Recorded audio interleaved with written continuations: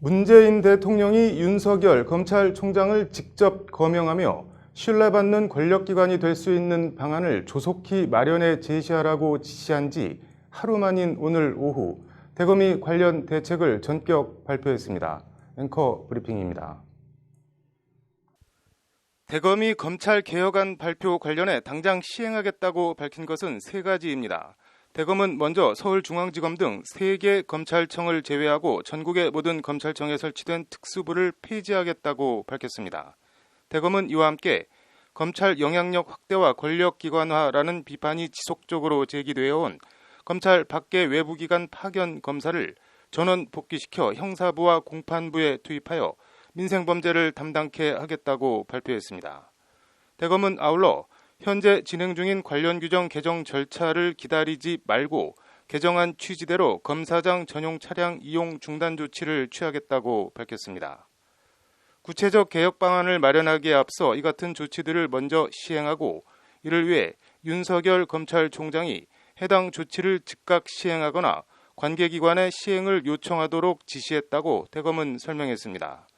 관련해서 대검은 검찰 자체 개혁안 마련과 관련된 앞으로의 대략적인 로드맵도 제시했습니다. 국민으로부터 신뢰받는 기관이 될 수 있는 검찰개혁 방안을 마련하라는 대통령 말씀에 따라 검찰권 행사의 방식, 수사, 관행, 조직 문화 등에 관하여 국민과 검찰 구성원의 의견을 수렴하고 이를 토대로 인권 보장을 최우선으로 하는 검찰개혁 방안을 마련하겠다.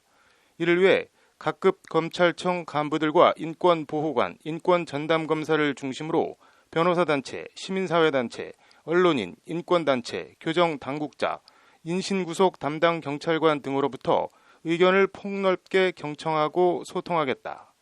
공개 소환, 포토라인, 피의사실 공표, 심야 조사 등의 문제를 포함한 검찰권 행사 방식과 수사 관행, 실태 전반을 점검하여 과감하게 개선해 나가겠다는 것이 대검의 오늘 발표입니다. 대검은 아울러 검찰개혁안 마련과 관련 인권과 검찰 조직문화 개선을 거듭 강조했습니다.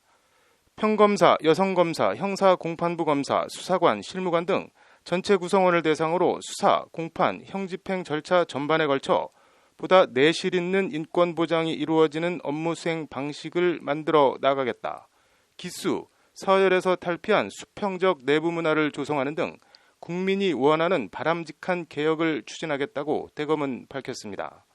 이를 위해 법률 개정이 필요한 부분은 국민의 대의기관인 국회의 결정을 충실히 받들고 법무부 등 관계기관과 적극 협력해 나가며 검찰 자체적으로 추진할 수 있는 개혁 방안은 우선 실행해 나가겠다고 대검은 거듭 강조했습니다.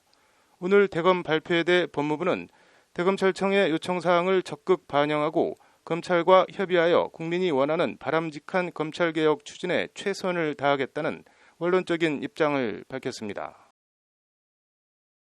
오늘 대검 발표로 검찰개혁을 두고 청와대, 법무부와 검찰이 대립각을 세우는 듯한 모습을 보였던 모양새는 일단 검찰개혁이라는 같은 배에 올라탄 모습을 연출하며 갈등 봉합 모양새를 보이고 있습니다.